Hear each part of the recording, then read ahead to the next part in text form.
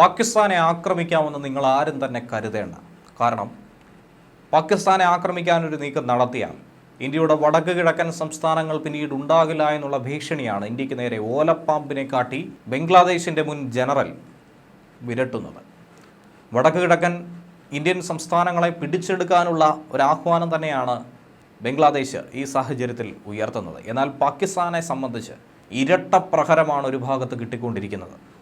Indian യുദ്ധമുന്നണിയിലെ യുദ്ധക്കളത്തിലെ തുറുപ്പ് ചീട്ടായി തന്നെ ഇന്ത്യയുടെ electronic warfare systems മാറിക്കൊണ്ടിരിക്കുമ്പോഴാണ് ഇങ്ങനെയുള്ള ഓലപ്പാമ്പിനെ കാട്ടി നാലുപാടും വരിഞ്ഞു മുറുകുമെന്ന് ഭീഷണിപ്പെടുത്തി ഇന്ത്യക്ക് നേരെ കുതിച്ചു പായുന്നത്. പാകിസ്ഥാനുമായി മാത്രമല്ല, ബംഗ്ലാദേശിനെയും ഇന്ത്യക്ക് സ്വന്തമാക്കേണ്ട സമയം അതിക്രമിച്ചിരിക്കുന്നുവെന്നാണ് പലരും ഇതിനു പിന്നാലെ കുറിക്കുന്നത്.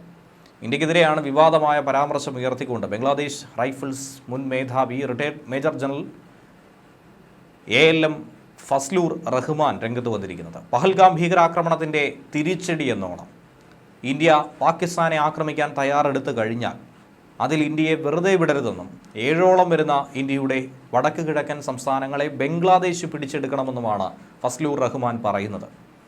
ബംഗ്ലാദേശിന് നേരെ നട്ടലുറപ്പിച്ച് നിൽക്കാൻ പോലും കഴിയാത്ത ഒരു സാഹചര്യത്തിൽ തന്നെ ഇങ്ങനെ ഒരു ആഹ്വാനം നടത്തുന്ന ബംഗ്ലാദേശിൻ്റെ തന്നെ മുൻ സേനാ മേധാവിയെക്കുറിച്ചുള്ള പരിഹാസങ്ങളാണ് സോഷ്യൽ മീഡിയയിൽ നിറയുന്നത്. സ്വന്തം രാജ്യത്തെ കലാപം പോലും അടിച്ചമർത്താൻ കഴിയാത്ത സേനയാണ് ഇന്ത്യയെ പോലൊരു മഹാരാജ്യത്തെ പിടിച്ചടക്കാനായി രംഗത്ത് വരുന്നത്. ബംഗ്ലാദേശ് എന്നൊരു രാജ്യമുണ്ടായത് തന്നെ ഇന്ത്യയുടെ കനിവാണ്. അതൊക്കെ മറന്നുകൊണ്ട് ഇങ്ങനെ ക്രൂരമായി സംസാരിച്ചു കഴിഞ്ഞാൽ ഇന്ത്യയുടെ ഭാഗത്തു നിന്നും തക്കതായ തിരിച്ചടി ഉടനടി കിട്ടുമെന്ന കാര്യത്തിൽ സംശയമില്ലെന്നും ബംഗ്ലാദേശിനെ താക്കീത് ചെയ്യുന്നു. എന്നാൽ ബംഗ്ലാദേശ് ഒറ്റയ്ക്കല്ല, പാകിസ്ഥാനൊപ്പം ചൈനയുടെ സഹായം തേടണമെന്നാണ് നാഷണൽ ഇൻഡിപെൻഡൻറ്റ് കമ്മീഷൻ്റെ ചെയർപേഴ്സൺ കൂടിയായിട്ടുള്ള റഹ്മാൻ്റെ ആവശ്യം. ഇദ്ദേഹത്തിൻ്റെ വാക്കുകൾ ഇങ്ങനെയാണ്: ഇന്ത്യ പാകിസ്ഥാനെ ആക്രമിക്കാൻ ശ്രമിക്കുമ്പോൾ ബംഗ്ലാദേശ് ഇന്ത്യയുടെ വടക്ക് കിഴക്കൻ മേഖലയിലെ 7ഓളം സംസ്ഥാനങ്ങൾ പിടിച്ചെടുക്കണം. അതിൽ ചൈനയുമായൊരു സംയുക്ത സൈനിക ക്രമീകരണത്തെക്കുറിച്ചുള്ള ചർച്ച ആരംഭിക്കണം. ഇത് ആവശ്യമാണെന്ന് തനിക്ക് തോന്നുന്നുവെന്നാണ് റഹ്മാൻ ഫേസ്ബുക്കിൽ കുറിച്ചിരിക്കുന്നത്. ഇപ്പോൾ ബംഗ്ലാദേശിൽ ഒരു സ്ഥിര ഭരണകൂടം പോലുമില്ല. ഇടക്കാല ഭരണകൂടമാണ് ബംഗ്ലാദേശിൽ മുന്നോട്ട് പോകുന്നത്. അവിടെ ന്യൂനപക്ഷങ്ങൾക്ക് നേരെയുണ്ടായ വേട്ടയും ഇന്ത്യ വിരുദ്ധ പ്രകടനങ്ങളുമൊക്കെ ശബ്ദങ്ങളുമൊക്കെ ഇതിനു മുൻപ് ഇന്ത്യ വ്യക്തമായി തന്നെ നിരീക്ഷിച്ചതാണ്. അതിനെതിരെ ശക്തമായ നടപടി സ്വീകരിക്കാൻ യൂനസ് സർക്കാരിനോട് ആവശ്യപ്പെട്ടതുമാണ്. എന്നാൽ യൂനസിന് പോലും കൃത്യമായ ശബ്ദമില്ലാത്തൊരു രാജ്യമായി ബംഗ്ലാദേശ് മാറുന്നു. സൈന്യത്തിൻ്റെ അരാജകത്വം തന്നെയാണ് രാജ്യത്തെങ്ങും കാണാനായി സാധിക്കുന്നത്. പാകിസ്ഥാനുമായും ചൈനയുമായും ചങ്ങാത്തം സ്ഥാപിക്കാനാണ് ബംഗ്ലാദേശ് ഇപ്പോൾ ശ്രമിച്ചുകൊണ്ടിരിക്കുന്നത്. ഇരുണ്ട കാലഘട്ടത്തിലേക്ക് പിന്നോട്ട് നടക്കുന്നുവെന്നാണ് ഇതിലൂടെ മനസ്സിലാക്കേണ്ടത്. ഇന്ത്യയും ബംഗ്ലാദേശും തമ്മിലുള്ള ഉഭയകക്ഷി ബന്ധം ഏറെ വഷളായി തന്നെയാണ് ഇപ്പോൾ മുന്നോട്ട് പോയിക്കൊണ്ടിരിക്കുന്നത്. പ്രശ്നങ്ങൾ പരിഹരിച്ച് ബന്ധം മെച്ചപ്പെടുത്തണമെന്ന് ഇരു രാജ്യങ്ങളും ശ്രമം നടത്തുന്നെങ്കിൽ പോലും ഇതിനിടങ്കോലിടാനാണ് റഹ്മാനെ പോലുള്ളവർ ഇത്തരത്തിലുള്ള പരാമർശങ്ങളുമായി രംഗത്ത് വരുന്നത്. ചൈനയോടുള്ള സൗഹൃദ നിലപാടും വികസന പ്രവർത്തനങ്ങൾക്ക് വേണ്ടിയിട്ടുള്ള ക്ഷണവുമാണ് ഇന്ത്യ ബംഗ്ലാദേശ് ബന്ധത്തിൽ ഒരു വിള്ളലുണ്ടാക്കിയത്. ബംഗ്ലാദേശ് ഇടക്കാല സർക്കാരിൻ്റെ മുഖ്യ ഉപദേഷ്ടാവായിട്ടുള്ള മുഹമ്മദ് യൂനസ് തന്നെയാണ് ചൈനയെ വരിഞ്ഞു മുറുക്കി ഒപ്പം ചേർത്ത് മുന്നോട്ട് കൊണ്ടുപോയി ഒരു പടുകുഴിയിലേക്ക് ചാടാൻ ശ്രമിക്കുന്നത്. ഇന്ത്യ ബംഗ്ലാദേശിനുള്ള ട്രാൻസ്ഷിപ്മെൻറ്റ് അവകാശങ്ങളൊക്കെ തന്നെ ഇതിനോടകം പിൻവലിച്ചിട്ടുണ്ട്. മറുപടിയായി ഇന്ത്യയിൽ നിന്നുള്ള നൂലിറക്കുമതി ബംഗ്ലാദേശ് അവസാനിപ്പിക്കുകയും ചെയ്തു.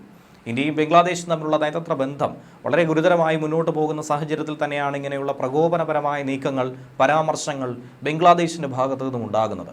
ഇന്ത്യയെയും ബംഗ്ലാദേശിനെയും തമ്മിൽ ബന്ധിപ്പിക്കുന്ന റെയിൽവേ പദ്ധതികൾ അടക്കം ഇന്ത്യക്ക് താൽക്കാലികമായി അവസാനിപ്പിക്കേണ്ടി വന്നിരുന്നു. ഇത്തരത്തിലുള്ള നീക്കങ്ങളാണ് അതിർത്തി മേഖലയിൽ ഉണ്ടാകുന്നത്. അതിർത്തിയിൽ തലവേദന ഇന്ത്യക്ക് ദിനം പ്രതി വർദ്ധിക്കുന്നു എന്നുള്ളതാണ് യാഥാർത്ഥ്യം. ഒരു ഭാഗത്ത് ചൈന, മറുഭാഗത്ത് പാകിസ്ഥാൻ, ഇപ്പുറത്തായി ബംഗ്ലാദേശും തലപൊക്കുന്ന ഒരു സാഹചര്യം. അങ്ങനെ നാലുപാടു നിന്നും ശത്രുക്കളുടെ ഒരു വലിയ കൂട്ടം തന്നെയാണ് ഇന്ത്യക്ക് നേർക്ക് പാഞ്ഞെടുത്തുകൊണ്ടിരിക്കുന്നത്. ഇതിനെ ഫലപ്രദമായി അമർച്ച ചെയ്യാനായിട്ടുള്ള നീക്കങ്ങളാണ് ഇന്ത്യ നടത്തുന്നത്. അതിൽ പാകിസ്ഥാനുള്ള അതിഭീകരമായ ഒരു തിരിച്ചടി കഴിഞ്ഞ ദിവസം ഉണ്ടായിരിക്കുന്നു. ഏപ്രിൽ 29 പാകിസ്ഥാന് നേർക്ക് ഇന്ത്യ അതിശക്തമായ തിരിച്ചടി നടത്തി. ഇലക്ട്രോണിക് വാർഫെയർ ആയിരുന്നു അവിടെ ഉണ്ടായത്. GPS, ഗ്ലോനോസ്, ബെയ്ഡൌ എന്നിവയുൾപ്പെടെയുള്ള ഗ്ലോബൽ നാവിഗേഷൻ സാറ്റലൈറ്റ് സിസ്റ്റം സിഗ്നലുകളെയാണ് ഇന്ത്യ തടസ്സപ്പെടുത്തി.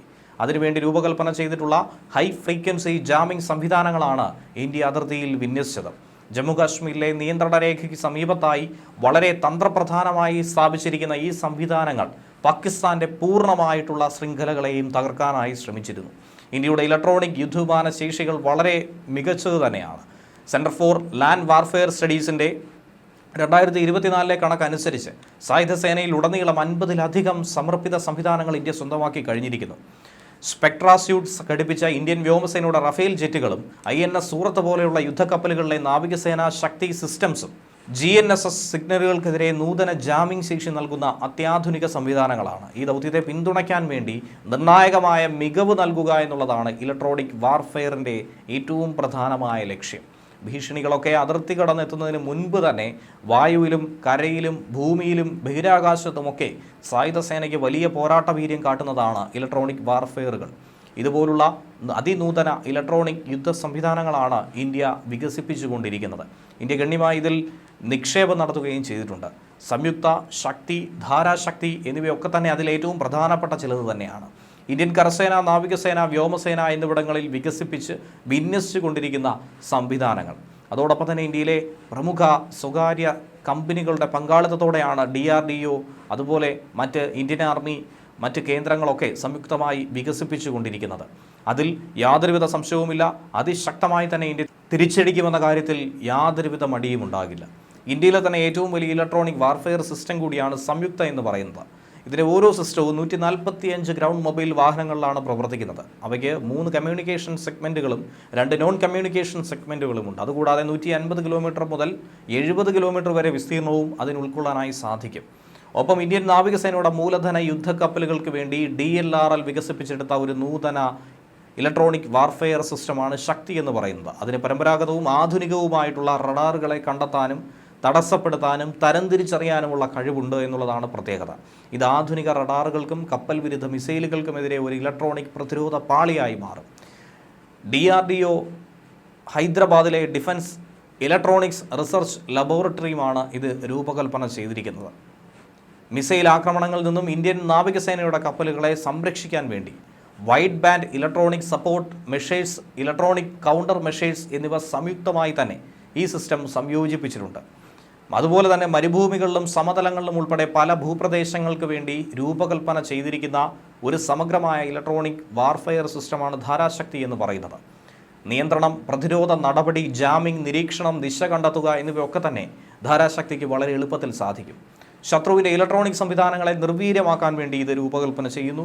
ഇത് ആധുനിക യുദ്ധക്കളത്തിലെ ഒരു തുറുപ്പ് ചീട്ടായി തന്നെ പ്രവർത്തിക്കുകയും ചെയ്യുന്നു.